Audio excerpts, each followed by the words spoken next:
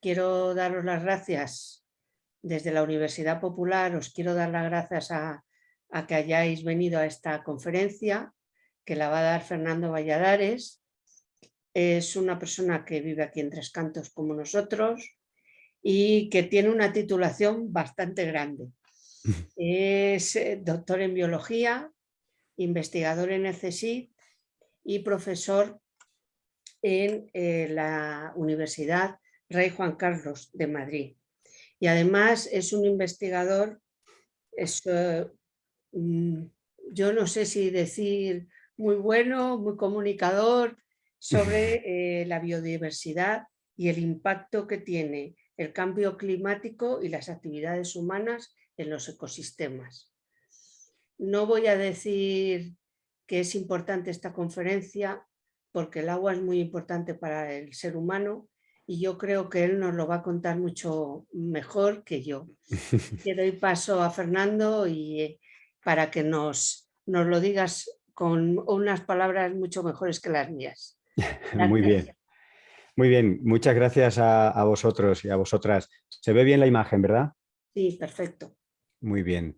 Bueno, pues gracias por la invitación. Siempre estas oportunidades son excusas para bueno, revisar temas importantes. Como tú dices, el agua es muy importante y hasta el último momento, como algunos sabéis, he estado actualizando la presentación porque hay mil cosas que me gustaría abordar y claro, hay que ceñirse un poco al tiempo y a algunos mensajes principales, ¿no? Y lo he titulado Escalas e importancias del agua porque, como veréis, aparte de que el agua es importante, el agua es compleja porque va desde lo muy local a lo muy global y a mí me gusta tener el marco global para entender el problema a escala, pues eso, planetaria o a escalas de grandes regiones, pero indudablemente el agua se sufre y se vive muy en el día a día, ¿no? El agua dulce es un bien, bueno, pues de lo más preciado que hay en el mundo, pase lo que pase con los precios del combustible y con el abastecimiento de cualquier otra mercancía. La necesitamos todos los seres vivos para no morir, sencillamente. Y sin embargo, solo el 2,5% de todo el agua es agua dulce. El planeta se ve azul desde el espacio, pero es porque el 97,5% es agua salada que así de entrada no nos sirve para mucho.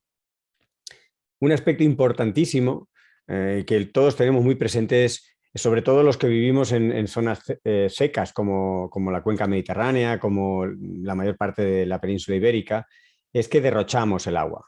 La usamos como si fuera ilimitada e infinita y también hay que reflexionar en que muchas veces ese consumo, ese derroche es inconsciente. Por ejemplo, muy poca gente sabe que cuando se compra un vaquero, un pantalón vaquero, se está gastando, aparte de los euros que le cueste, 11.000 litros de agua, ¿no? O al beberse una botella de vino, nos estamos consumiendo casi 1.000 litros de agua. Es un derroche que, como no somos conscientes, lo hacemos con mucha alegría. Mientras esto ocurre, mientras muchos dilapidamos el agua o la derrochamos o la usamos sin mucha conciencia, una de cada tres personas no tiene agua suficiente. Una de cada tres personas en el mundo, ¿no? Y somos casi 8.000 millones, o sea que hay casi unos 3.000, más de 2.000 millones de personas que no tienen agua de calidad o suficiente para bueno, pues su nutrición y su limpieza.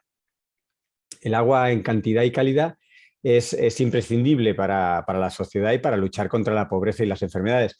Es un recurso tan indispensable que se le considera un derecho esencial para la vida y para la dignidad de los seres humanos, ¿no? Y por eso ha estado desde el primer momento entre los objetivos de desarrollo sostenible, esos 17 objetivos que se establecieron en la Agenda para el 2030 para alcanzar un mundo sostenible, mejor, más equitativo y donde el bienestar humano sea más general y vivamos en consonancia con el planeta que nos alberga. El agua es clave para eso y es el sexto de los 17 objetivos, ¿no? Pero la verdad es que 6 años después de haberse comenzado la agenda, la situación de los ODS en general y del objetivo sexto, el del agua, es bastante decepcionante. Por ejemplo, un dato, 1 de cada 5 niños en el mundo hoy en día carece de agua suficiente para satisfacer sus necesidades diarias más básicas, ¿no?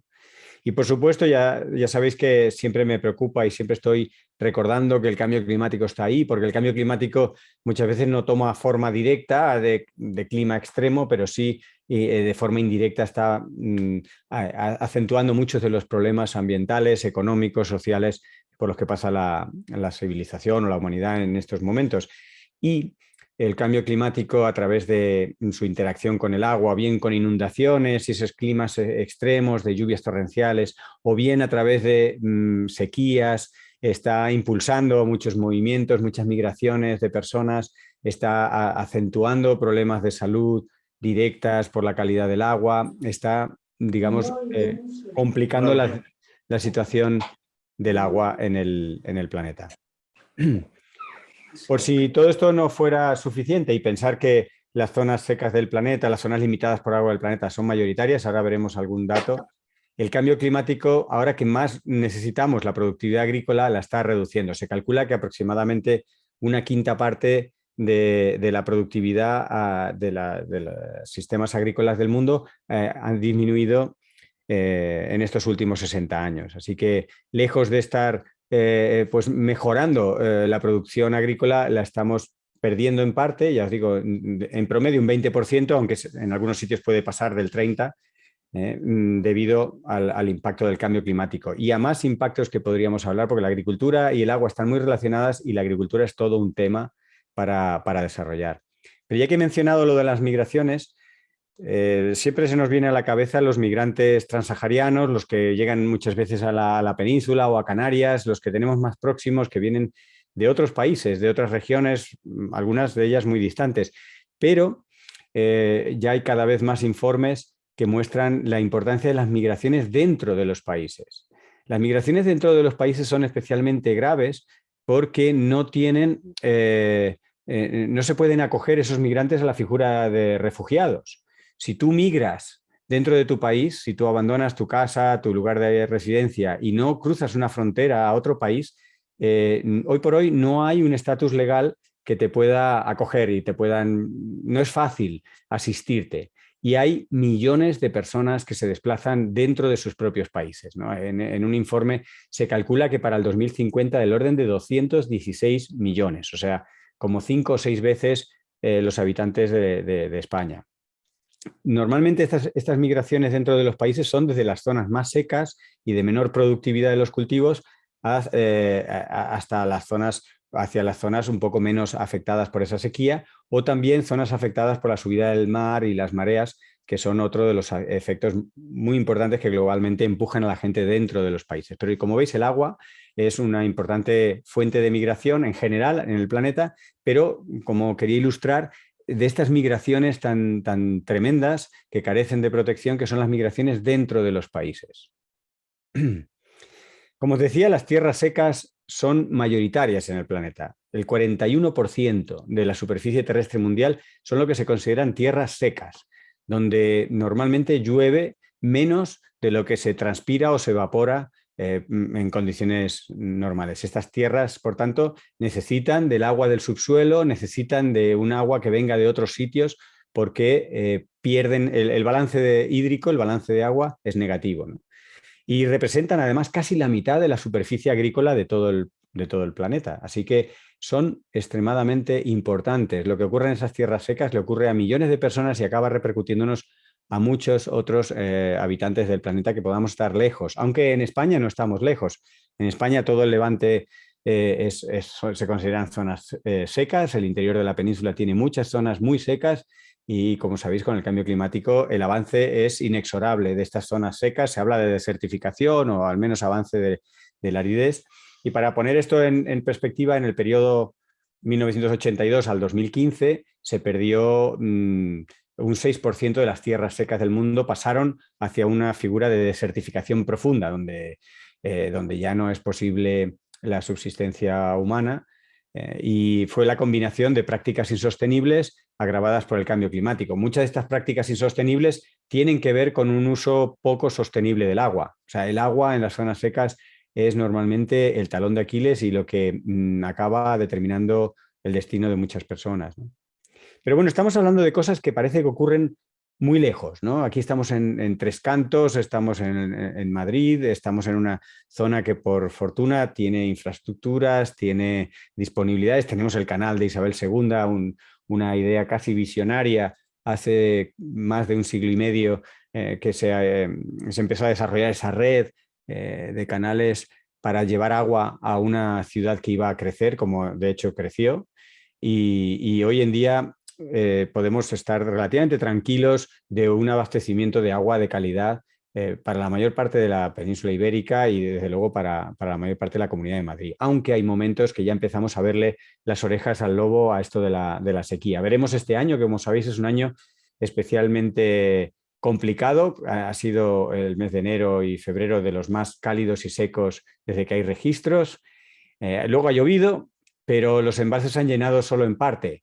Y aquí tenemos un ejemplo de libro con esto de los embalses y la sequía de este mismo año, de lo que se conoce como cambio global, porque a la sequía que pueda estar acelerada o favorecida por el cambio climático, este año se le ha sumado, o se ha visto amplificado por la vergüenza, porque no se puede llamar de otra manera, de el utilizar los embalses para producir energía barata que te la pagan a precio de gas.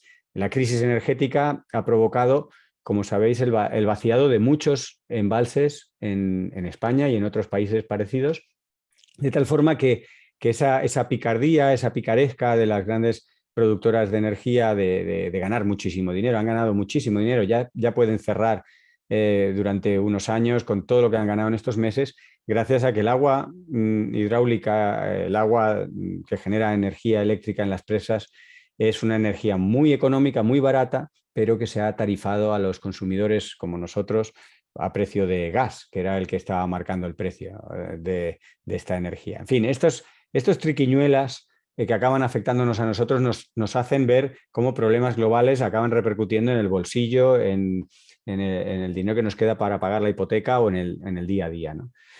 Y a lo que iba es, hemos empezado mal el año. Hemos empezado el año con los embalses muy vacíos por esta picaresca energética, pero además con unos meses extraordinariamente secos. Vamos a ver, están en un 40% de lo que normalmente estaban. Mucho va a tener que llover en el mes de abril y mayo para compensar la carencia de esos ahorros de agua que son tan importantes en los meses de julio, agosto y septiembre. Así que vamos a ver cómo se da el año, pero no pinta muy bien. Esto es por ir aterrizándolo a nuestro contexto, a nuestros barrios, a nuestras zonas, ¿no? Porque hemos hablado de África, hemos hablado de zonas muy secas, ese tercio de la humanidad que está expuesto a condiciones con muy poco agua, ¿no? Bueno, pues en Europa se han seguido históricamente algunas sequías de gran magnitud, ¿no? Y me parece un tema bastante llamativo y muy interesante, lo que se conoce como las piedras del hambre, ¿no? Unas piedras que en varios puntos del centro de Europa, sobre todo en el río Elba, estaban talladas con frases horribles, ¿no? Como si me ves, llora, ¿no? Frases que decían, si el agua baja tanto en el río como para que me estés leyendo, es que estás en una sequía tremenda y no te auguro las ganancias y probablemente entres entrando en un periodo pues de hambruna generalizada, ¿no?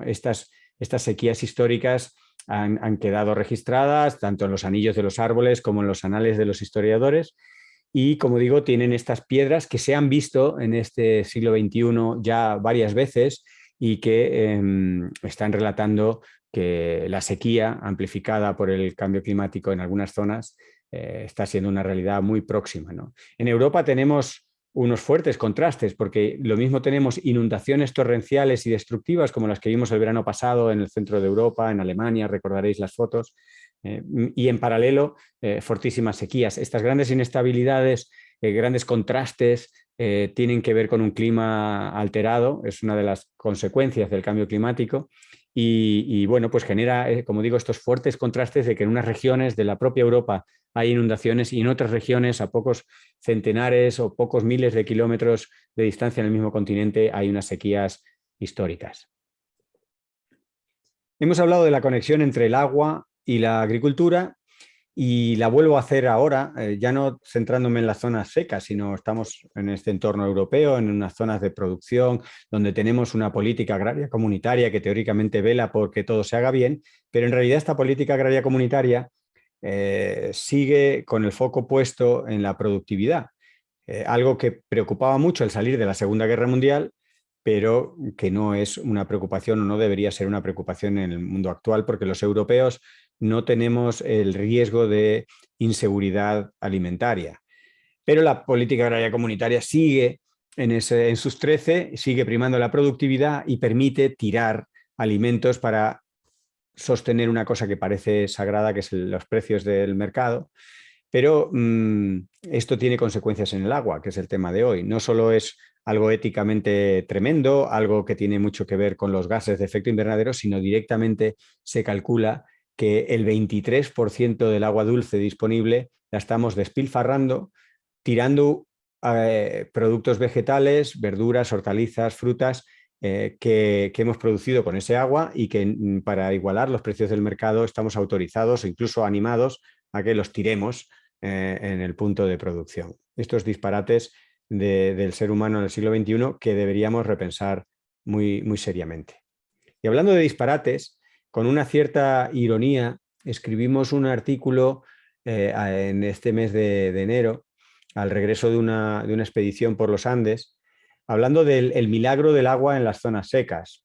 Nosotros estuvimos visitando algunas zonas muy áridas de Perú. Perú es uno de los países más afectados por el cambio climático, es uno de los países con regiones más secas. En la zona de Arequipa, en la región de Arequipa, hay muchos años que no llueve nada. No es que llueva poco, es que no llueve nada. Tiene extensas zonas del territorio que son desiertos puros, absolutos. Son desiertos geológicos, prácticamente no se aprecia la vida. Hasta que algún año caen algunas gotas y se ven algunas plantas y algunos, sobre todo insectos.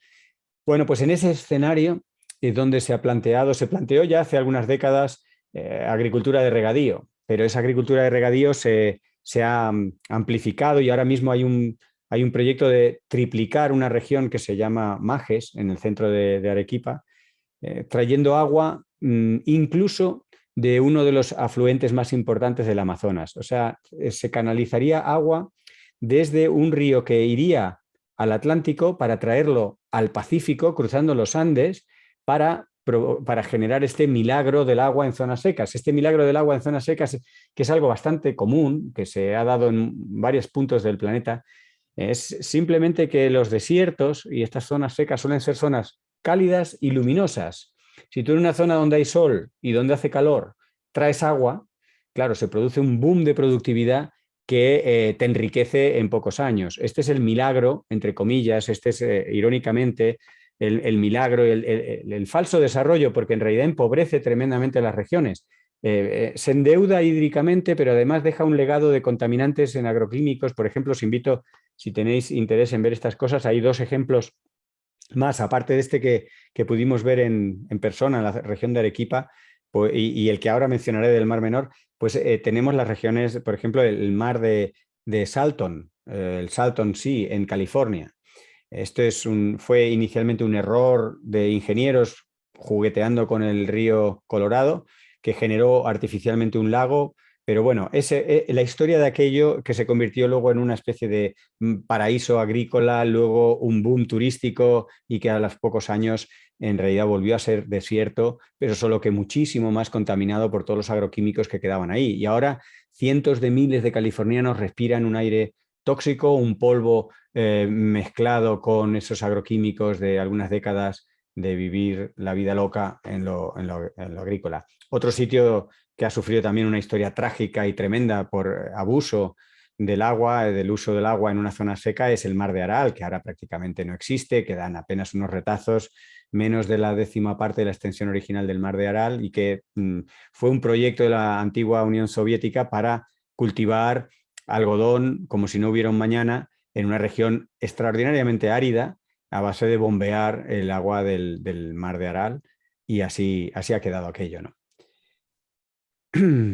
Muchas veces en el caso de tener una cordillera cerca, como puede ser la del Himalaya o la de los Andes, que tienen unos potentes glaciares, pues ese agua glaciar se canaliza y se aprovecha para la agricultura y pocas veces se hace de forma sostenible. Así como hay terrazas de arroz, por ejemplo, en el Himalaya, que sí que se riegan de forma sostenible, del mismo modo que en los Andes hay lo que se conocen como andenes o andanerías, que son estas terrazas que dejaron los incas e incluso algunas otras culturas precolombinas que llevaban con mucho juicio el agua de los glaciares para estas terrazas pequeñas, razonables, sostenibles, que aprovechaban el agua del deshielo de estos glaciares. Ahora, con el cambio climático, estos glaciares se están fundiendo a gran velocidad y en lugar de tomar medidas compensatorias, en lugar de buscar la diversificación en las actividades de la zona, etcétera, se está aprovechando aquello como si fuera infinito y el volumen de los glaciares pues está disminuyendo rápidamente y por tanto esto es pan para hoy y hambre para mañana. Lo que os decía del Mar Menor, tenemos tragedias de estas en muchos lugares. Podríamos estar hablando, en fin, de los freáticos de Castilla-La Mancha, el acuífero que teóricamente está debajo de toda esa gran zona encharcada de la Mancha húmeda. Podríamos hablar de muchas cosas, ¿no? Pero el Mar Menor es una historia agridulce porque algunos de nosotros participamos en una historia épica, que por aquí anda Santiago, que capitaneó la recogida de firmas en Tres Cantos para conseguir proteger con una figura nueva, original, distinta, mucho más respetuosa el Mar Menor, ¿no? De darle esa entidad jurídica que ya finalmente en estas últimas semanas hemos sabido que se ha aprobado en el Congreso de Diputados con el voto en contra de un partido cuyo nombre pues, no hace falta mencionar. Y esto, que es una historia de cierta esperanza, en realidad pilla al Mar Menor en una situación bastante crítica, con unos niveles de contaminación tremendos y posiblemente una degradación en algunos aspectos, en algunas regiones y para algunos grupos de fauna y flora irreversible. Pero bueno, nunca es tarde, la naturaleza renace de sus cenizas y ojalá la tragedia del Mar Menor empiece a tomar otra derivada a partir de esta figura de protección y a partir de una mayor conciencia que se ha logrado en este año y pico en el que se han recogido las firmas a pesar del confinamiento y por personas que estaban pues, a cientos de kilómetros del propio Mar Menor, ¿no? Los murcianos están tremendamente agradecidos del apoyo no solo de los tricantinos, sino de muchas otras localidades del País Vasco, de Extremadura, de Asturias, de Galicia, que han aportado sus firmas para lograr ese 500.000 de firmas para apoyar esta iniciativa. Veremos si estamos a tiempo, pero en cualquier caso, recordar dónde está el Mar Menor. Está en otro desierto, en la zona más árida de Europa, en el desierto de Murcia y Almería, en una zona hiperárida donde una vez más el milagro del agua, en este caso un agua robada de otra cuenca geográfica, permite una agroindustria descomunal, permite tener la huerta de Europa, como se ha llamado a Murcia, en un desierto. Y esto pues no es sostenible como podemos imaginar. Los trasvases que hemos hablado del Mar Menor y del campo de Cartagena, pues esas son trasvases del Tajo al Segura, pero los trasvases no solo están o toman lugar en Europa o en nuestras latitudes, sino también en otras regiones áridas o secas del mundo. Por ejemplo, aquí tenéis el río Colorado, el trasvase del río Colorado fue el que dio lugar a aquel mar de Salton que os decía. Hay hasta una película que os animo que veáis, una película algo distópica y bastante extraña. Igual que tenemos a Isabel Crochet, que hizo una estupenda película sobre el mar de Araal. Son películas documentales, películas que narran las burradas que ha hecho el ser humano con el agua en Asia o en Estados Unidos, ¿no? Tenemos tres formas de robarnos el agua. Es muy curioso porque nos hacemos trampas a nosotros mismos, pensando que el agua es ilimitada, pues yo juego con ella o la robo de aquí y como parece que no pasa nada. Básicamente las tres formas de robarnos el agua son, por un lado, sobreexplotar el agua subterránea. Si yo la saco con mi pozo, aguas abajo, no va a haber agua, o vamos a ir bajando el nivel freático y muchos pozos se van a quedar sin agua. En fin, como parece que el pozo no se nota mucho, pues hay miles de pozos en la geografía española ilegales. Tenemos el drama de Doñana, tenemos muchos pozos en muchos sitios. Ahora por satélite y por fotos aéreas se pueden detectar bastante bien pero hay toda una persecución a los agentes policiales, incluso a los inspectores de las cuencas hidrográficas, que van a mirar esos pozos, a sellarlos. Ha habido, en fin, linchamientos de las personas que proceden a cerrar estos pozos. Es un tema muy escabroso donde se juegan los dineros y los futuros muchas personas y donde tenemos una cultura del agua tan tremenda que parece que tenemos asumido que el agua que queda debajo de mis pies yo la puedo sacar y no afecta nada. Esa es una forma de robar agua, ¿no? Sobreexplotar el agua subterránea. Otra forma es esta que estamos hablando, de trasvasarla de una cuenca a otra. Y la tercera forma es la de producir nubes. Esto de producir nubes ha pasado por sus momentos más álgidos, por ejemplo, con los Juegos Olímpicos de Pekín, que estuvieron para limpiar la atmósfera provocando nubes a escala, pues como hacen los chinos las cosas, a escala gigantesca. Estas nubes, pues sabéis que tienen, se forman con unas partículas de plata que actúan de nucleadores de la lluvia. Y luego, aparte de la contaminación por plata, lo que haces es robarle el agua a los que tendrían la precipitación de esas nubes. O sea, si tú haces precipitar las nubes aquí, pues ya no llueve más allá. Esto, que parece algo muy obvio, en algún momento pues se ha olvidado. Y es una tercera forma de robarnos el agua unos a otros. Ya que hemos hablado de agua subterránea, os quería comentar algunos aspectos a veces poco intuitivos. Al quitar el agua del subsuelo pasan cosas. Por ejemplo, la Ciudad de México se hunde, se lleva hundiendo mucho. Hay 9 millones de habitantes que están viendo hundirse la Ciudad de México a un ritmo de medio metro al año. Y se ha calculado que esto va a seguir ocurriendo durante el próximo siglo y medio, y para entonces se puede haber hundido del orden de unos 30 metros. Estamos hablando ya de hundimientos que afectan a millones de personas y que son hundimientos de muchos metros.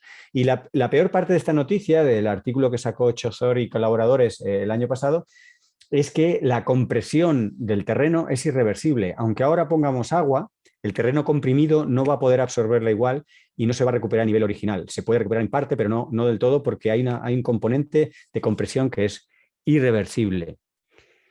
Pero al quitar el agua en el subsuelo, lo que hacemos también es amplificar el efecto destructivo de los terremotos.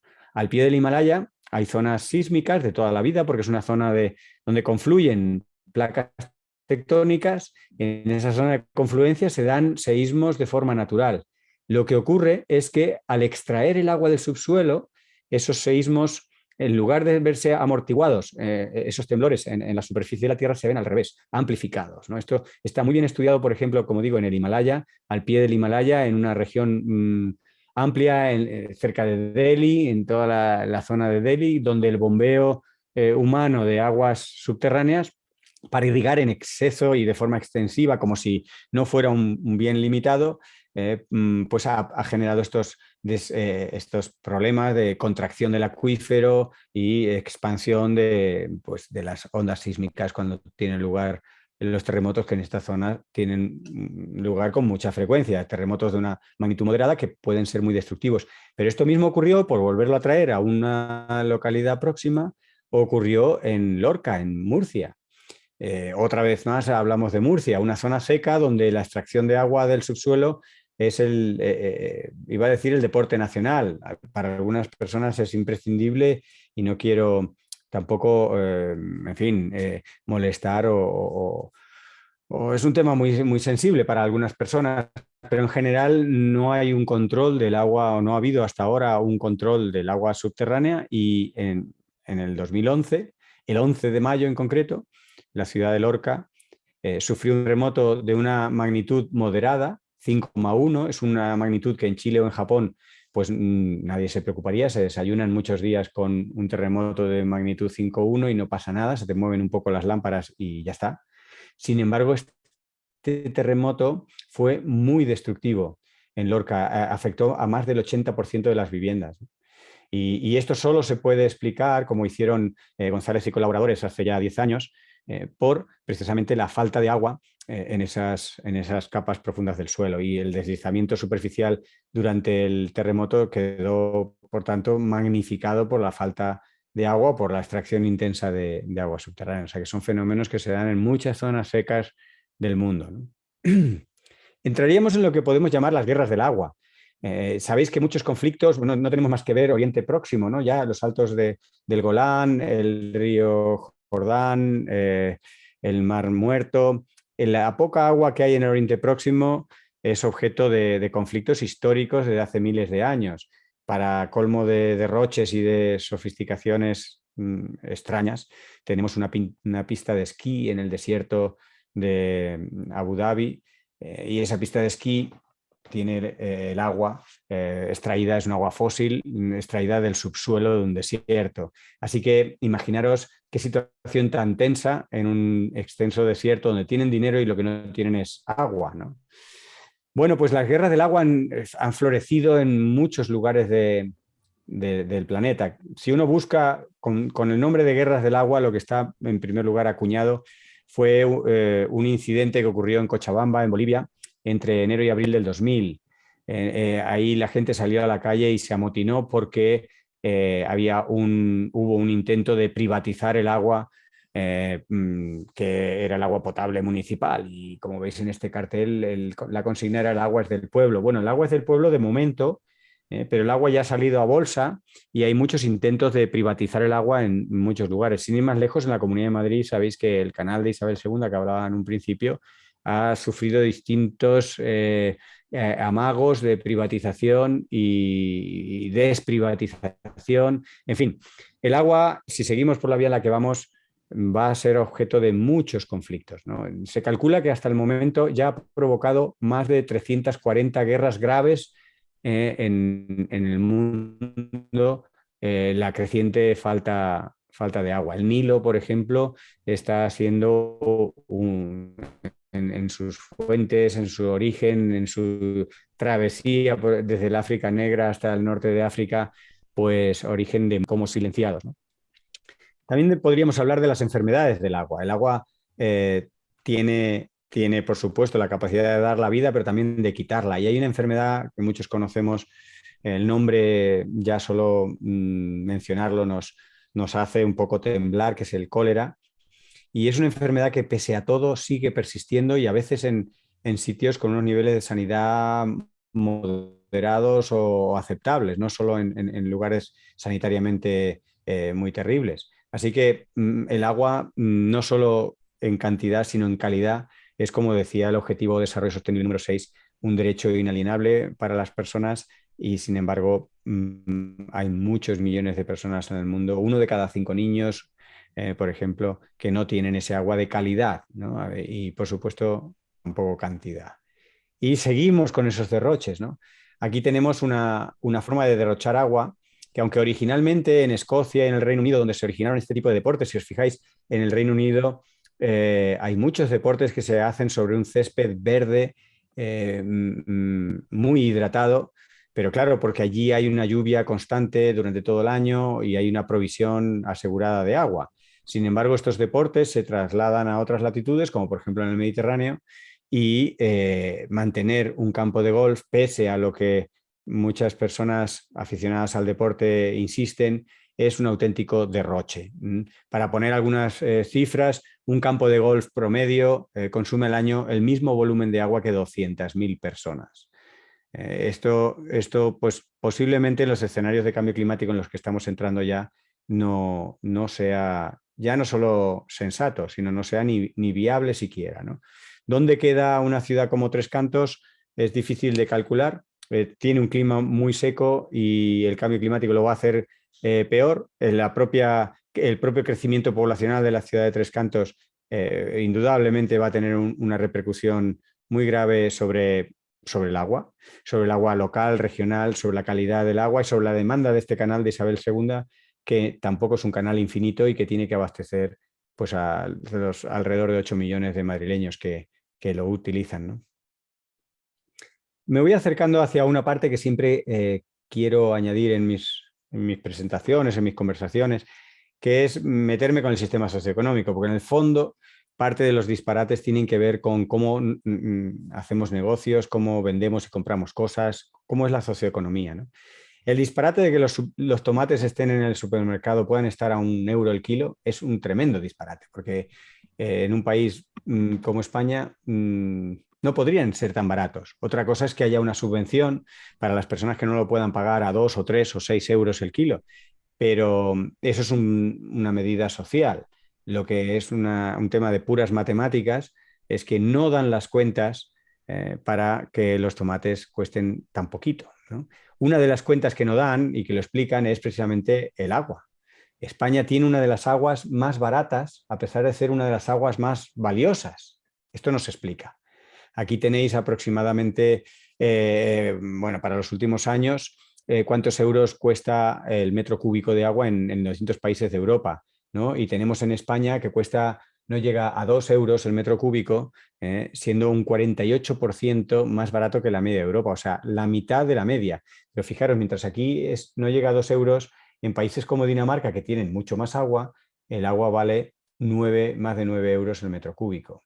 Esto es un gran disparate. No solo pasa en España, y fijaros que también en Italia o Grecia, dos países que tienen restricciones hídricas, el precio también es muy económico. Y esto son esas cosas que no permiten que desde la sensatez y del sentido común y de la matemática básica salgan las cuentas. No puede ser tan barato un tomate en un sitio tan seco porque consumen mucho agua y el agua es un bien escaso, pero claro, me lo ponen barato. ¿Cómo puede ser tan barata el agua? Pues estas son las locuras del sistema. En buena medida porque nadie paga las externalidades, los costes asociados a la depuración de aguas, al transporte de agua, todo eso no los paga desde luego el que produce el tomate y por eso el tomate sale a ese precio. Desde luego no está repercutida en ninguna de las medidas de conservación del agua, de regeneración de acuíferos, etcétera, en ese precio del metro cúbico del agua. Así salen las cuentas, salen unas cuentas en las que hay una parte que son gastos asociados al agua que no se repercuten, que no los paga nadie o, dicho de otra manera, los pagamos todos. Como siempre, este sistema socioeconómico que unos cuantos logran sacar dinero a base de que las pérdidas o muchos de los costes los afrontemos entre todos. En algún momento alguien tendría que decir que esto no es posible. La economía circular y reciclar. Bien, esto parece que es como ahora una tabla de salvación, ¿no? para esta sociedad de consumo.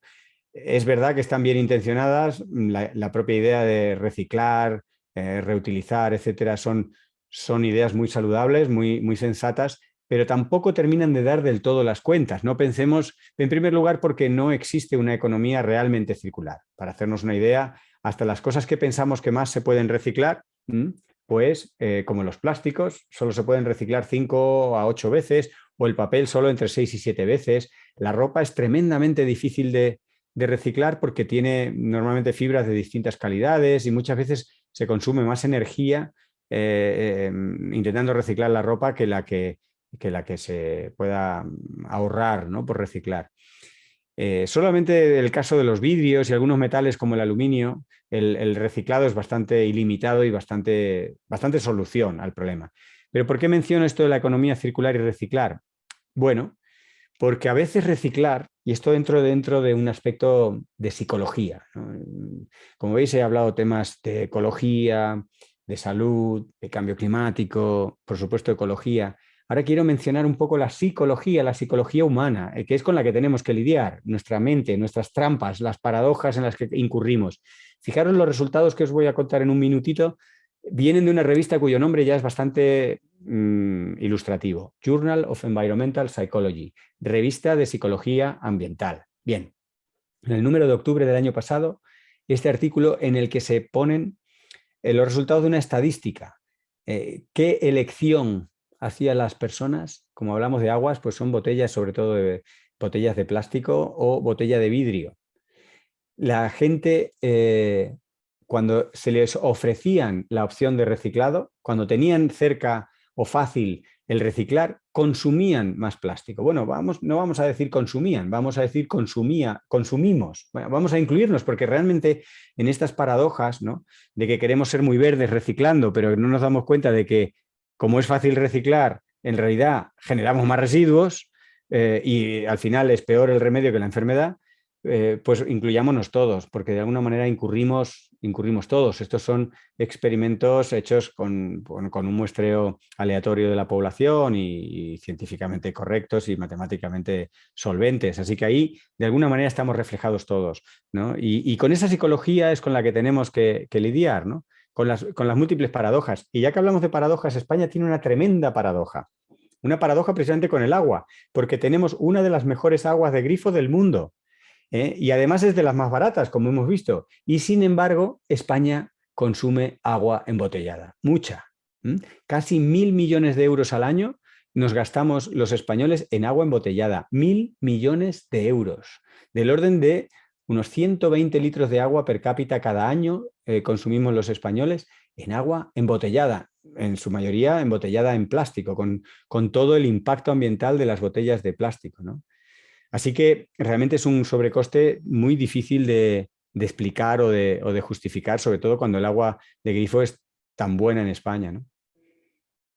Ahora sabéis que ha salido aprobada la ley de residuos y esta ley de residuos probablemente pues, anime al consumo de agua de grifo. De hecho, ahora ya es obligatorio por ley el que en la hostelería española nos ofrezcan agua de grifo, una práctica para beber y acompañar nuestras comidas con agua de grifo en una jarra. Es una práctica muy habitual en países como Estados Unidos o en muchos países de Europa, pero que en España estaba hasta mal visto y teníamos que tomar el agua embotellada. Ahora ya por ley es obligatorio que los hosteleros nos ofrezcan el agua del grifo, que por otra parte es de gran calidad.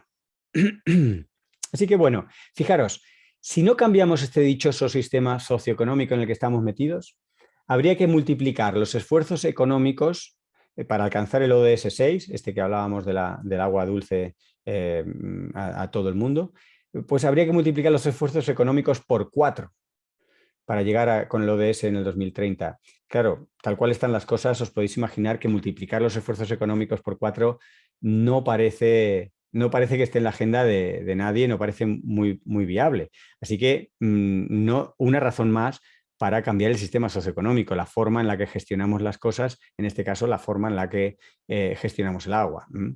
Y tenemos que reflexionar que los desafíos de la escasez del agua a nivel global son muy complejos porque deben ser abordados tanto de forma global, hablamos de cuencas, regiones, hablamos de cambio climático, pero el impacto tiene una escala muy local y en ese impacto local hay grandes desigualdades, con lo cual realmente es complicado gestionar bien el agua.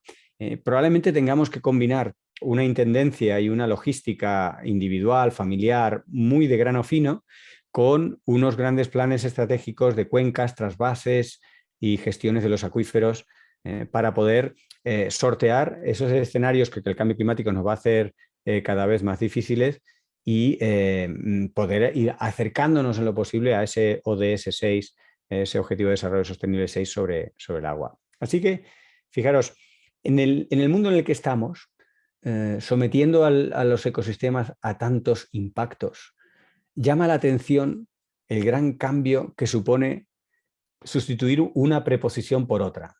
Si hablamos de los impactos por humanos, podemos tener una falsa sensación de poder y control, una sensación de que fíjate lo que somos capaces de hacer, ¿no? Incluso amplificamos terremotos quitando el agua del subsuelo. Son impactos por humanos.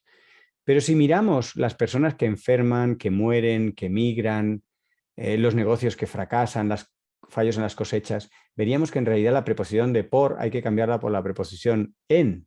Y son impactos en humanos, ¿no? Y ahí ya sí, cambiando el por un en, nos daríamos un poco idea de la tremenda fragilidad que tiene la humanidad en muchos aspectos ambientales y en concreto con el caso del agua dulce. Así que realmente lo único que podemos hacer ahora es gestionar nuestra fragilidad, ser conscientes de nuestra gran fragilidad, de nuestra gran dependencia de cosas que nos quedan grandes, que su gestión es muy compleja y, por tanto, optimizar esa fragilidad que no podemos modificar y que la tecnología nunca estará a la altura suficiente y a tiempo para evitar esas grandes amenazas como estamos viendo.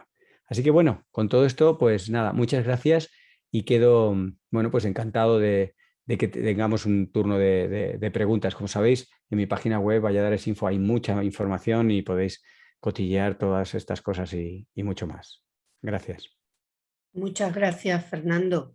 Ahora las personas que quieran hacerle preguntas. Fernando, muchísimas gracias por tu exposición breve, concisa y contundente. Yo lamento que esta exposición, como digo, tan explícita de los problemas del agua en el planeta tenga tan poca audiencia. Ya. Vamos a intentar a través de la Universidad Popular, no a intentar, lo vamos a hacer seguro, subir tu exposición al canal de YouTube que tenemos. Y supongo que a través de eso algunos más tendrán la posibilidad de oír toda esta serie de verdades que ha sido diciéndonos uno detrás de otro. Yo me atrevería a hacerte una pequeña crítica. Sí.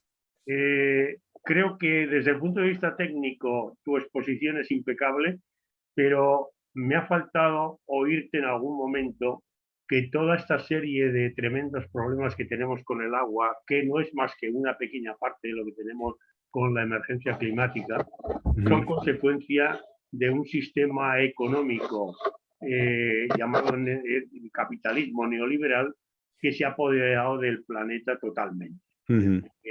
A día de hoy, no solamente los países occidentales, sino que China, Rusia y todos los demás países participan de una misma visión económica. En varios momentos de tu exposición te he oído utilizar la expresión porque reconozco que eres políticamente muy correcto y debería ser algo más incorrecto. A lo largo de la exposición te he oído varias veces decir alguien tendría que poner orden.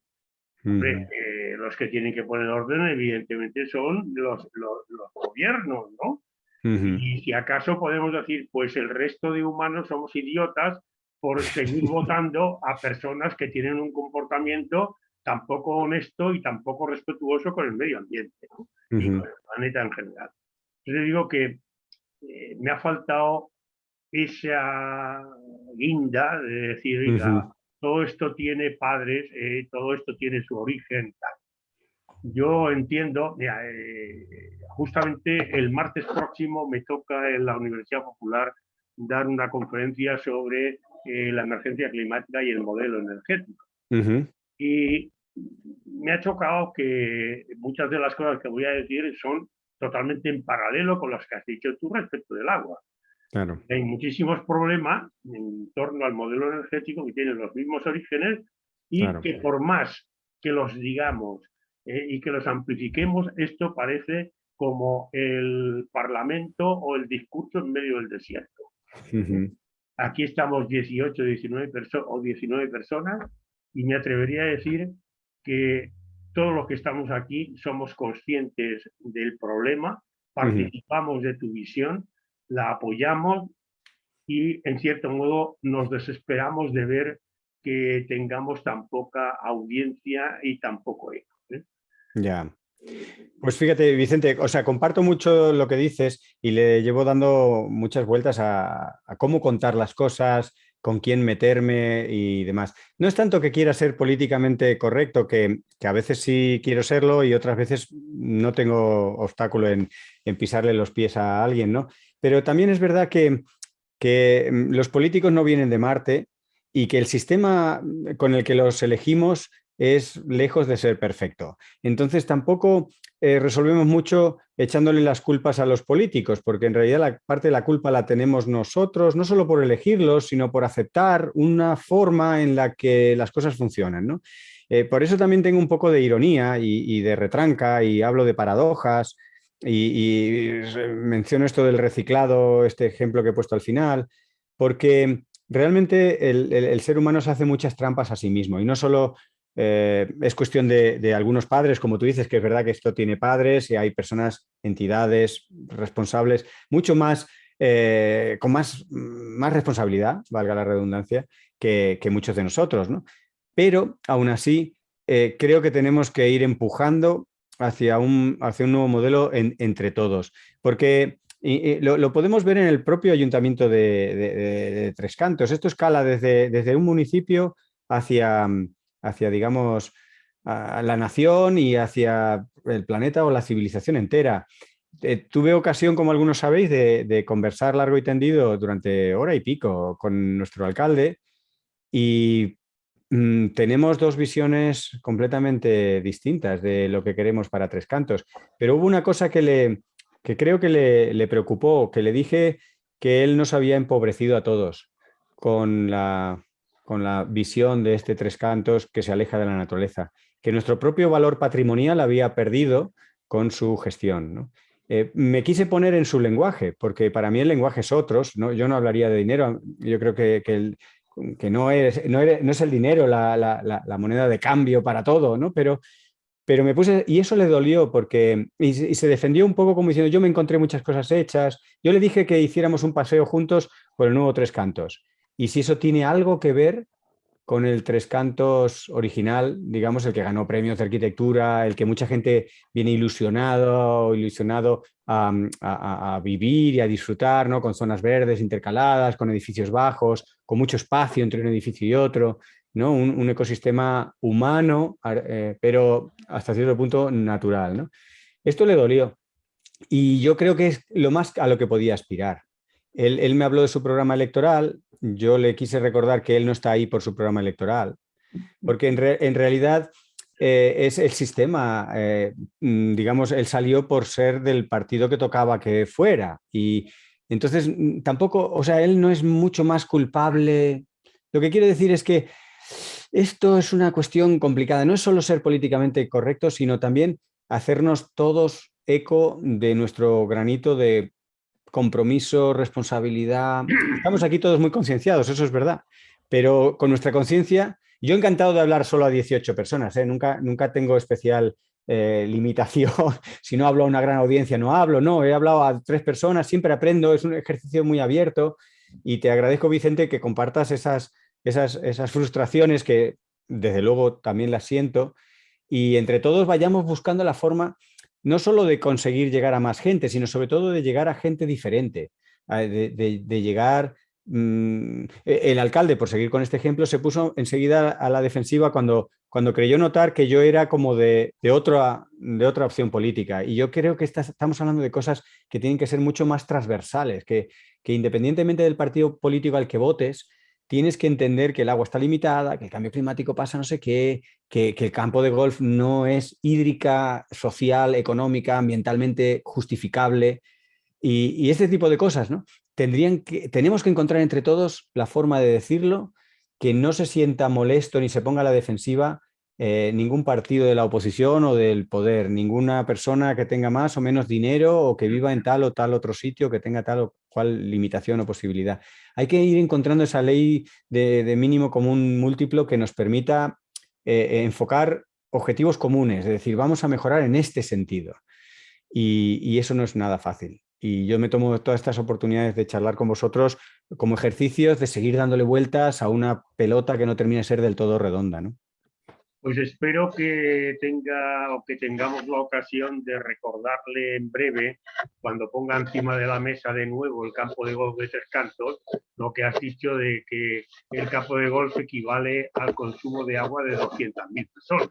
Claro. Me parece que es un argumento tan absolutamente definitivo que no debería ser objeto de muchas discusiones, pero lo serán. Vale.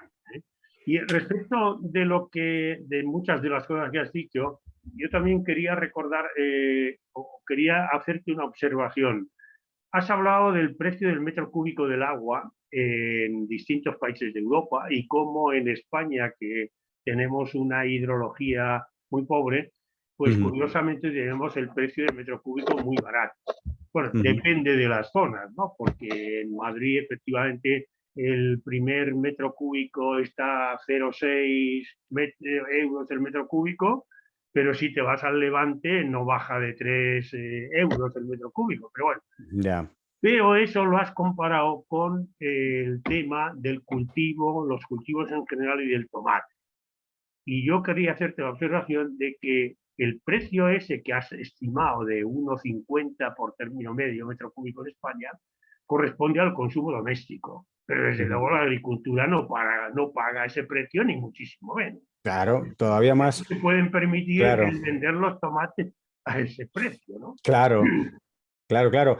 Todavía eso fortalece más el argumento, ¿no? Como decir, el agua es muy barata, demasiado barata para lo que vale, y encima todavía hay esas subvenciones para que los agricultores rieguen con mucha alegría, ¿no? Y que se puedan hacer pues disparates como los que estamos viendo con la huerta del campo de Cartagena, que el campo de Cartagena tendría que ir recuperando gradualmente su agricultura de secano porque es lo que corresponde. Y eso da mucho más empleo, da mucha más sostenibilidad, lo que da es menos riqueza en el corto plazo, del famoso pues, estilo del pelotazo, ¿no? Y demás. Sí. Y luego, ya solo un añadido muy rápido, lo que has dicho sobre el agua embotellada, ¿no? Yo recuerdo haber tenido discusiones hasta cierto punto agrias con algunos compañeros y amigos míos que decían que beber agua del grifo era lo peor.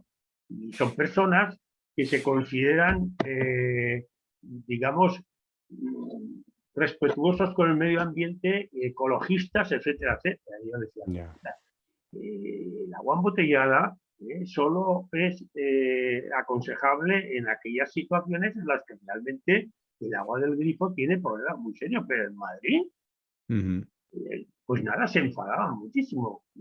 No. Y yo creo que eso es consecuencia también de que hay una publicidad que invade todo. Exacto. Y acaba consiguiendo que las personas piensen al revés de lo que es la realidad. La publicidad se impone a la realidad. No digo nada más. Muchas gracias. Gracias, Vicente.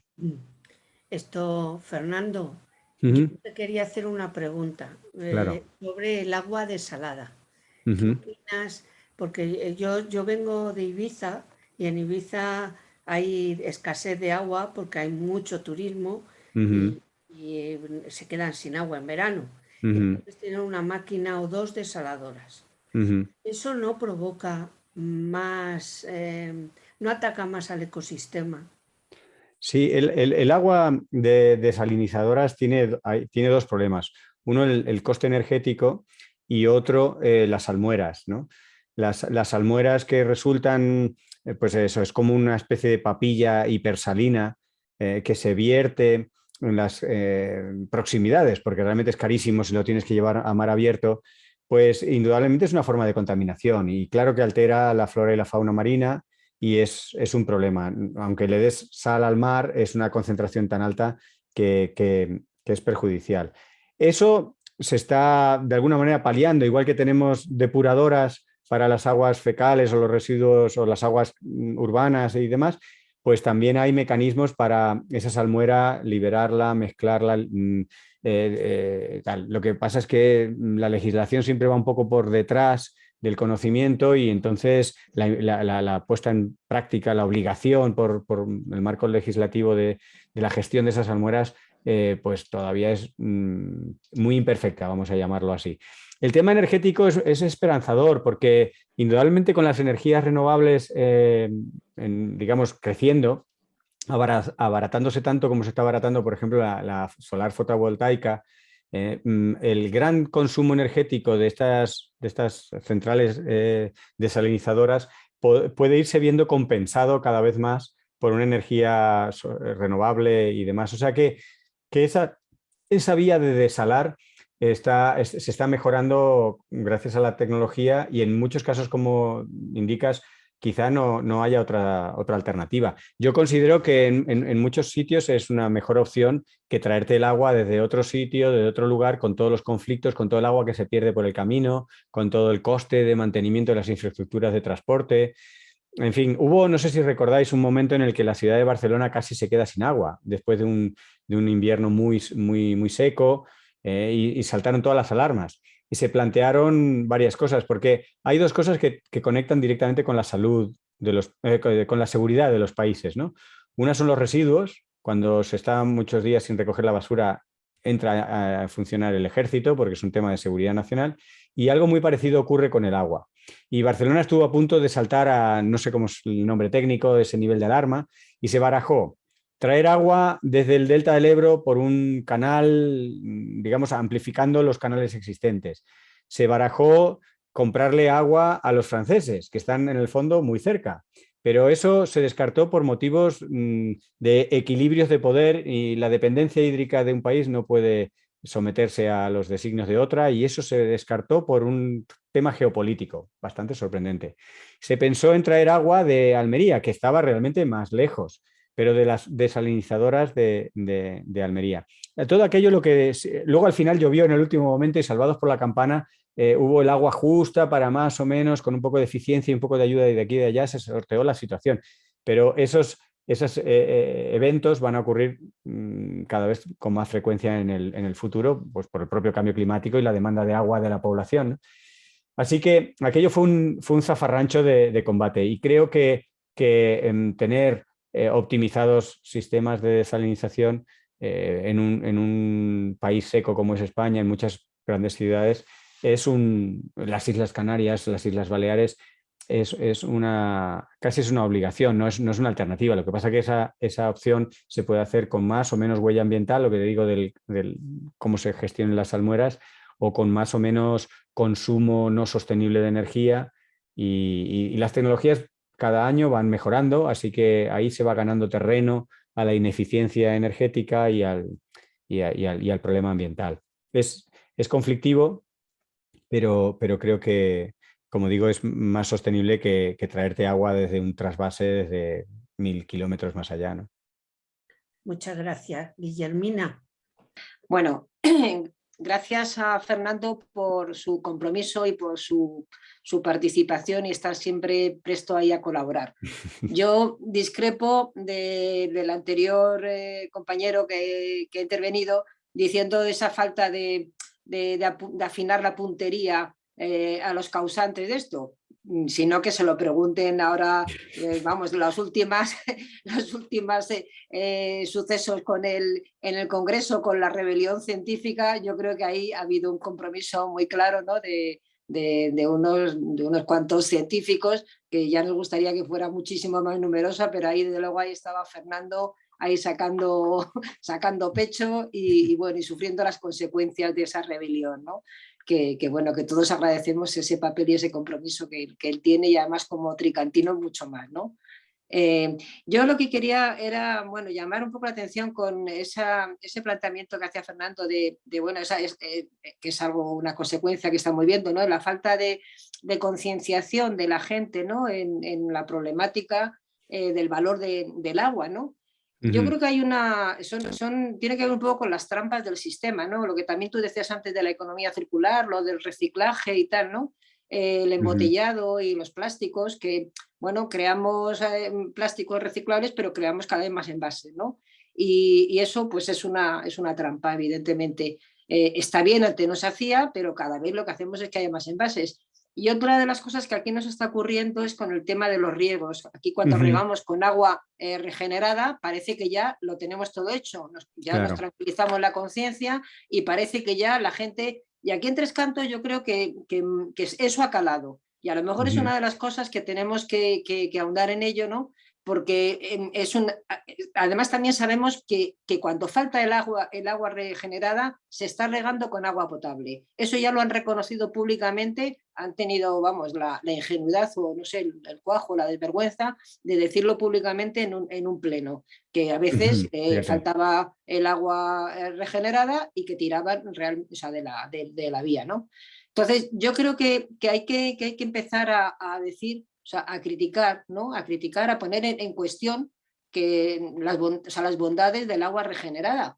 Claro. Porque no deja de ser agua, no deja de ser un tratamiento, y no deja también, yo creo, que de traerse de otros recursos, ¿no? Entonces yo creo que a lo mejor ahí, no sé qué te parece a ti, si tenemos ahí una vía que se puede profundizar más, como un argumento más crítico, sobre todo con la amenaza que tenemos aquí del campo de golf, que querrán además regarlo con agua regenerada. Entonces, bueno, pues yo creo que yo estoy pensando un poco en esa clave. No sé qué te parece a ti. Sí, no, me parece súper importante.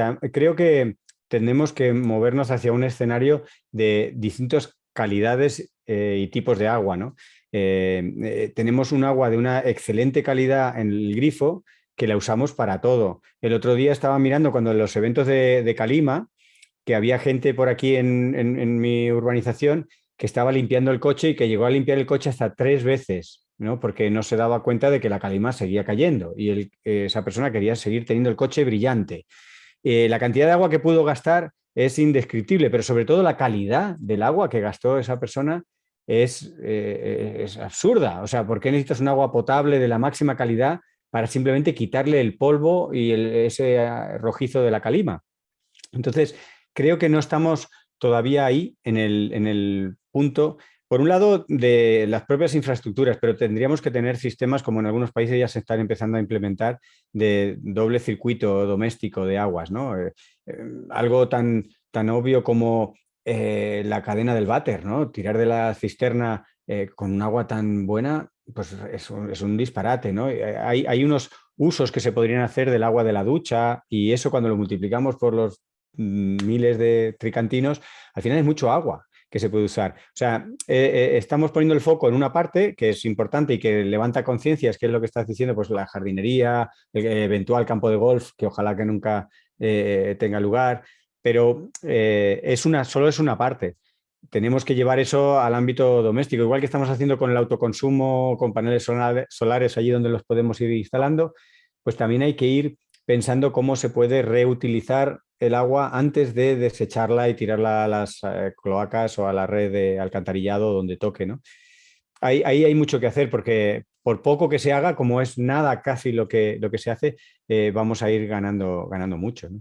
Y manteniendo la calidad del agua de grifo como una seña de identidad, pero en paralelo otras aguas de otras calidades que circulen para otros usos que no necesitan esa calidad. Pensemos que la calidad del agua de alguna manera está también asociada con una huella energética, o sea, gestionar, conservar, almacenar, limpiar el agua cuesta. Entonces, usemos el agua que menos cuesta para cosas que no necesitan esa calidad, ¿no? Y yo creo que en eso he oído muy poco, así como se está oyendo mucho el tema de la eficiencia energética en los hogares, tanto a nivel de electrodomésticos como a nivel de aislamientos térmicos y demás. Y en eso hay campañas, hay propuestas, hay todo tipo de facilidades, por lo menos se habla y demás. De este tema de dobles o triples circuitos de agua en escalas de comunidades de vecinos, no se habla nada. Y el problema del agua está ahí latente. Y como el caso de la ciudad de Barcelona saltó en aquel momento, pero nos va a ir saltando. Y ahora con todos los nuevos tricantinos que van a ir viviendo en esa nueva fase de Tres Cantos, el agua va a ser un bien que en ocasiones no lo vamos a tener en exceso. Así que hay que irse anticipando. Mira, ya que estamos hablando de Tres Cantos, permitidme la digresión, pero de las cosas que también le quise transmitir al alcalde, con probablemente poco éxito por mi parte, fue en lugar de ir a remolque de lo que pasa, ir por delante, sabiendo lo que va a pasar. Y un ejemplo paradigmático lo tenemos con el tercer carril que se está abriendo desde Tres Cantos a Colmenar Viejo. Pero si los escenarios de aquí a 10 años es menos coche, menos gente, menos uso, menos transporte, y tú estás haciendo un tercer carril, no es ir justamente en contra de los tiempos que van a correr, no sé si de los que corren hoy, pero de los que van a correr en corto plazo. Pues lo mismo con el agua. O sea, el hecho de que ahora tú abras el grifo y tengas agua en Tres Cantos, puede que no sea siempre, a cualquier hora y eternamente. Y si nos vamos anticipando y si vamos planeando escenarios. Pero el otro día leía una frase bastante tremenda a raíz de la pandemia que decía: si se toman las medidas ante una pandemia que dicen los científicos, a los políticos se les tacha de alarmistas. Pero si se toman después de que ha ocurrido la pandemia, se les tacha de negligentes, ¿no? Entonces, realmente los políticos lo que no son es valientes, que te llamen lo que te llamen, ¿no? Si te llaman negligentes o alarmistas, que te llamen lo que te llamen, pero tú tienes asesores y sabes lo que va a pasar con el agua en Tres Cantos, con el tráfico, la energía. Adelántate, anticípate, ¿no? Planifica con años vista. Pues no es el estilo. No solo de nuestro alcalde, que lo estoy centrando en el alcalde, pero no creo que sea mucho peor que otros. Es simplemente un alcalde de estándar, pues de una ciudad de estas características, con un gobierno de estas características, pues hacen este tipo de cosas, que no es no anticiparse a problemas de limitaciones derivadas de la crisis ambiental. O sea, la crisis ambiental es como una mala noticia que no quieres escuchar, en lugar de una fuente de información para planificar tu política municipal en el ya, no en el futuro, sino ya, para que cuando llegue lo que tenga que llegar, que ojalá no llegue, pero que lo más probable es que llegue otra pandemia. Tenemos un 38% de probabilidades de sufrir una nueva pandemia antes de morirnos. Joder, pues prepara 3 cantos para una pandemia. No que a ver cuando ocurra ya veremos. Como la pandemia, pues los coletazos del cambio climático, sea en forma de agua, sea en forma de clima extremo, pues anticiparse, ¿no? Planificar y aliarse con la naturaleza, que a nosotros, muchos de los que estamos aquí, nos gusta la naturaleza y tenemos una predisposición natural a alinearnos con la naturaleza, pero se puede demostrar que es muy económico aliarse con la naturaleza, que son soluciones cuya implementación cuesta poca inversión y que son muy sostenibles. El famoso Metropolitan Park, que el alcalde ponía como que eso estaba en su programa electoral y que eso había que hacerlo, digo, bueno, se pueden hacer muchos tipos de Metropolitan Parks, pero un Metropolitan Park muy artificial va a requerir unos mantenimientos, va a requerir un agua y va a requerir unas cosas que a lo mejor dentro de 10 o 20 años no se pueden, y habrás generado un escombro, un parque con infraestructuras obsoletas o carísimas de mantener y reponer, o que no habrá agua, o porque no te anticipas, porque no te alías con la naturaleza. Pues estas son preguntas un poco retóricas que yo lanzo y que Vicente me dirá que quizá no apunto lo suficiente, pero también lo hago un poco para... No quiero molestar más de la cuenta. Creo que a buen entendedor pocas palabras bastan. Gracias, Fernando. Antonio, actívate el audio. Sí, hola, buenas tardes. Hola. Me he incorporado 15 minutos tarde. Seguro que los primeros 15 minutos han sido tan interesantes como el resto. Me ha encantado todo lo que has dicho. Me suena, perdona la expresión, déjà vu, que dicen los frikis o los sí, modernos. Totalmente. Sí. Los que estamos aquí, los 15 o los 22 que estamos aquí, yo creo que respiramos exactamente en la misma onda. Pero bueno, a más, como dicen por arriba, yo creo, como apuntaba Vicente, que hay una gradación a la hora de exigir o de, digamos, pedir responsabilidades en el consumo de agua. Realmente no son los mismos los que estamos a pie de calle que los que ejercen la autoridad en el gobierno porque han sido elegidos. Eso es obvio. Claro. Me viene a la memoria, ahora mismo, así a bote pronto, la última aprobación que parece ser que se ha producido, está a punto de producirse, con el tema este de los pozos ilegales en Doñana, en donde quieren ampliar la superficie de cultivo fundamentalmente de la fresa y frutos rojos, y han votado a favor los sospechosos habituales, Vox, PP y Ciudadanos, pero el gobierno, el Partido Socialista Obrero Español, se ha abstenido. Increíble. Increíble. Increíble, totalmente. Vamos, de traca.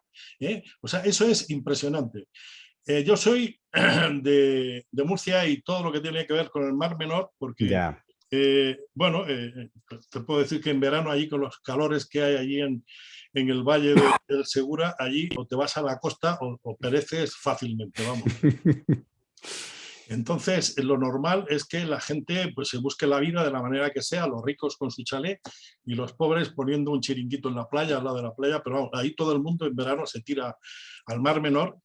Te hablo, yo nací en la década de los 50 y ahí todo el mundo se va a la playa y tengo un recuerdo especialmente grato que era las decenas y decenas de caballitos de mar que en el momento que te metías en el Mar Menor tenías el placer de ver cómo se movían, cómo jugabas con ellos. Eso era un placer, o sea, algo de verdad que, vamos, ahora en este momento me resulta casi de un programa de esto de televisión, pero vamos, de no sé qué sitio del Pacífico, vamos, impresionante. Pero como bien apuntabais, esto está lleno de contradicciones. Cuando se consiguió el trasvase Tajo Segura, en una tierra de secano, la inmensa mayoría del campo de Cartagena, absolutamente secano, 100% Claro. secano.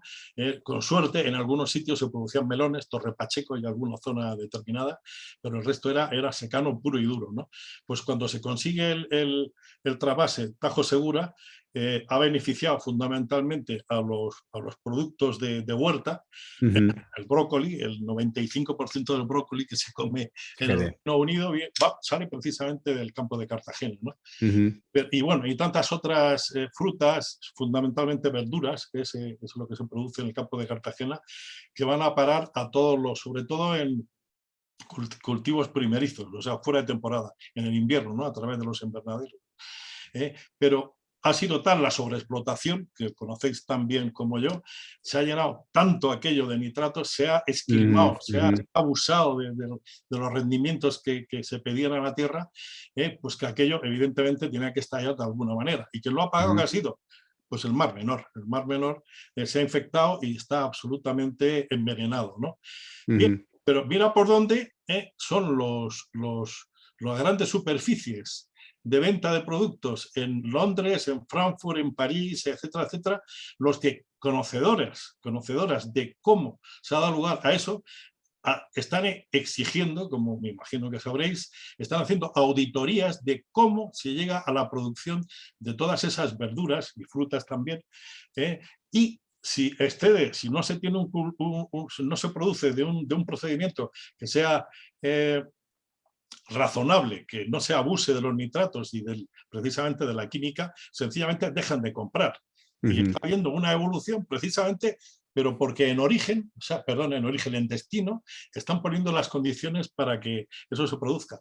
Y eso mismo está ocurriendo exactamente con la fresa y los frutos rojos en el campo de Doñana. Son los grandes consumidores organizados con más conciencia que la que tenemos aquí en España, que es donde se produce, son ellos los que están provocando precisamente un nivel de exigencias a la hora de producir que nosotros aquí en España, que somos los que primeramente tendríamos que tener, no lo tenemos, ¿no? O sea que al final, efectivamente, como apuntabais, esto está todo lleno de contradicciones, pero, y ya termino y volviendo al principio, nuestra responsabilidad es, independientemente de que a nivel particular estemos observantes del mejor uso que se haga del agua, es exigir a las autoridades, a los que mandan, que vigilen y hagan vigilar a todo el mundo, que hagan una labor pedagógica y que tengan, y perdonad la expresión, pelotas para implementar precisamente lo que tienen que hacer, ni más ni menos, al menos los partidos que no son afines. Claro. Y nada más. Y nada menos. Me parece que no te he hecho ninguna pregunta, pero bueno, es ahogado. No, y nada más y nada menos, Antonio. Nada, muy de acuerdo en lo que dices y sí que conviene recordar que efectivamente la carga de responsabilidad no se reparte por igual. Eso, o sea, las desigualdades están a todos los niveles, tanto a la hora de sufrir los impactos como a la hora de resolverlos, ¿no? Y ahí hay mucho que trabajar. Creo que has mencionado varias veces las palabras contradicciones, yo también hablo de paradojas. Creo que tenemos que reflexionar mucho sobre esas paradojas y esas contradicciones e irlas desgranando una a una para no ponernos a nosotros mismos trampas y para no tropezarnos con nuestras propias leyes, aplicaciones de las leyes, trampas a la ley. Muchas veces se dice que, por ejemplo, con la ley de costas, bastaría que se aplicara. Que muchas veces se dice, no, pero hay que hacerla mejor, hay que dar... Bueno, no sé, siempre se podrá hacer mejor. ¿Qué tal si la aplicamos? Y ahí hay un montón de... España, por ejemplo, es el primero o el segundo país de Europa en número de demandas desde Europa por incumplimiento de normativa ambiental. Entonces, podríamos ir empezando a evitar multas en materia ambiental. Sí, si me permites, Fernando, sí. El modelo de desarrollo es la base, yo creo que está en el vértice, y el modelo de desarrollo que tenemos asignado aquí a esta parte del sur de Europa es el modelo de aprovisionar de fruta y verdura a buena parte de toda la Europa central y por otra parte, somos el país turístico por excelencia. O sea, Claro. el turismo, lo habéis comentado, el consumo brutal de agua dulce que tiene el campo, evidentemente producir tantas frutas y hortalizas, pero y dar de beber e higiene a 60, 70 millones de personas que vienen, el destrozo medioambiental que tenemos, sobre todo en el Mediterráneo, y el consumo de agua, que evidentemente cada uno de los turistas que vienen, es que es un problema de modelo de desarrollo. O sea, es un tema realmente importante. Pedro, cuando quieras puedes. Gracias. Hola, Fernando. Hola. Por cierto, ¿te van a multar o no? Bueno, esto cómo funciona, mira, os lo cuento porque me parece interesante. Yo de esto tuve que aprender con los abogados de Extinction Rebellion, que antes de la movida nos contaron un poco cómo va. Cuando haces un acto sin informar, sin pedir permiso y molestando en las calles y demás, ¿no? Hay del orden de 3 delitos que puedes cometer, de desorden público y no sé cuántas cosas. Entonces, lo primero que puede ocurrirte es que te arresten en el momento que te lleven a la cárcel. Eso no ocurrió. Y probablemente no ocurrió porque te dan doble propaganda en el momento en que te arrestan y en el momento en que te sueltan. Normalmente a las 4 o 5 horas te sueltan y vuelve otra vez la prensa. Entonces, a veces es casi para los propios que sofocan la rebelión contraproducente. No ocurrió eso. Entonces, lo que ocurrió es que nos cogieron a todos la documentación, nos cercaron, nos hicieron una denuncia personalizada a cada uno en función de lo que los agentes habían juzgado que habíamos hecho cada uno. Entonces nos han dado un papelito amarillo explicando con letra redondilla pues lo que cada agente pensó que hizo cada uno de nosotros. Esa ahora puede ser una multa entre 600 euros y 30.000. Se considera muy improbable la de 30.000 e incluso podría ocurrir que se decida en el último momento incluso no imputarnos ni la de 600. Depende un poco del criterio del juez, también o sea, hay un tema que, por ejemplo, es un agravante y es que ese día estaban en un pleno los señores diputados, pero nos consta, porque tenemos gente dentro y se sabe de otras veces, que no se oye nada dentro.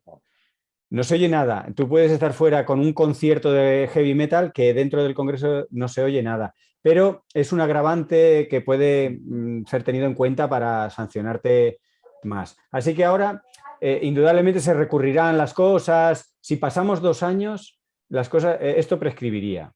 Entonces, una de las estrategias que siguen a veces los abogados ambientalistas es ir poniendo bueno, recursos y tal, a ver si se logra que prescriban.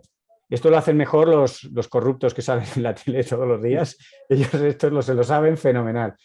Pero nosotros veremos ahí qué ocurre. Yo quiero pensar que no hay una voluntad política de cebarse con nosotros. El haber sido científicos ha sido un poco una sorpresa y, bueno, igual nos dan una colleja.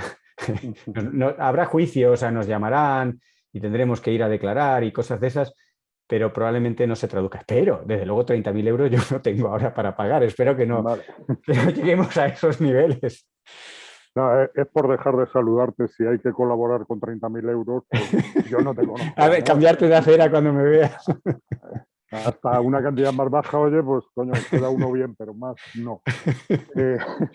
Bueno, Lo comprendo, lo comprendo. La segunda reflexión es que me llama poderosamente la atención. Bien, es verdad que todos nos liamos y yo, si no hubiera visto un recordatorio que ha mandado por varios canales Ángel aquí presente, pues se me hubiera olvidado probablemente la conferencia. De hecho, he entrado 5 o 10 minutos tarde cuando he visto tal y he dicho, coño, la conferencia de Fernando.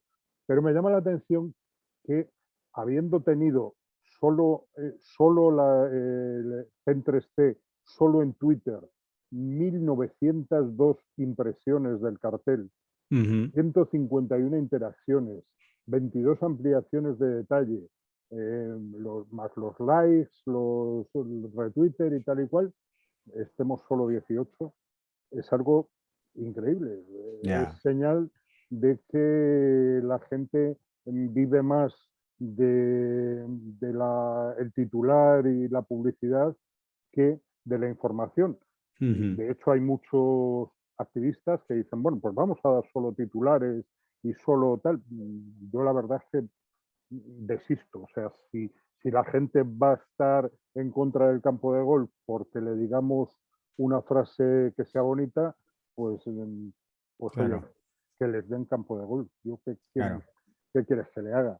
Bueno, esto es solamente a nivel de reflexión porque ya quisieras tú, aunque sé que te interesa tanto la ciencia como su divulgación, ya quisieras tú poder darme una respuesta y decir, mira, la solución es esta. La Claro, emplearías y tal. claro, claro. Y bueno, y como estamos llenos de contradicciones, pues ahora voy a dar yo el titular. El agua reciclada no existe, Ya, son los padres.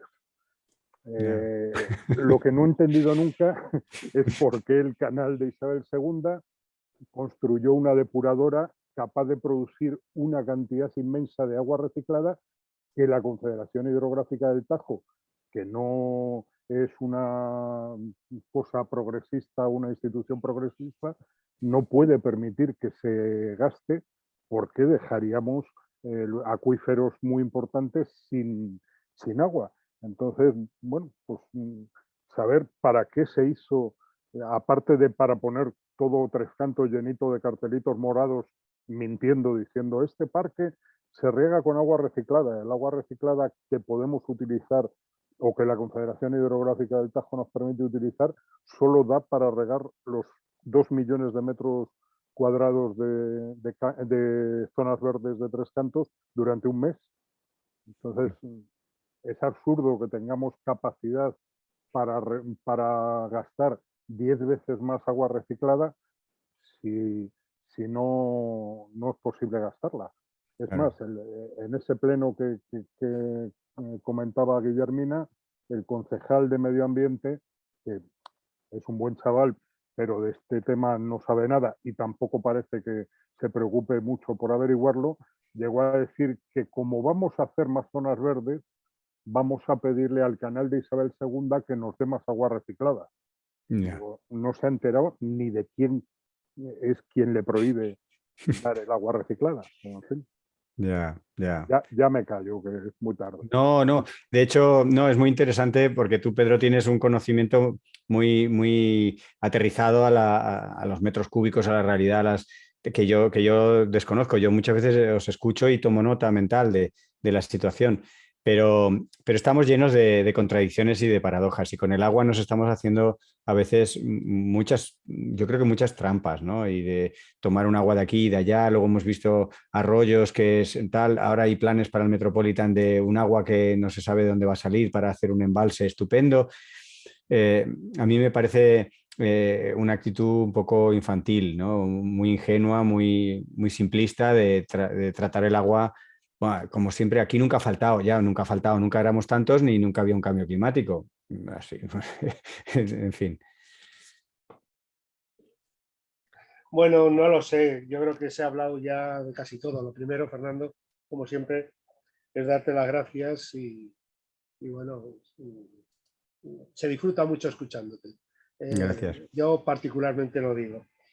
Bueno, en realidad no pensaba intervenir porque creo que se ha dicho casi todo, pero lo último que ha dicho Pedro pues me ha recordado, bueno, pues una pregunta que ha hecho la Asociación Vecinal de Tres Cantos en un pleno relacionado con la carga de los vehículos de limpieza viaria con las bocas de agua que hay en la calle Caléndula. Si vais por la calle Caléndula a cualquier hora del día, veréis que los vehículos están ahí cargando con agua de boca. Bien, la respuesta pues, prácticamente es calcada que ha dado del concejal, del concejal 2030, calcada de la que ha referido Pedro. Mi reflexión es otra y es una pregunta abierta que no sé si tiene respuesta y es ¿qué hacen nuestros gestores del agua? Es decir, tenemos dos gestores del agua.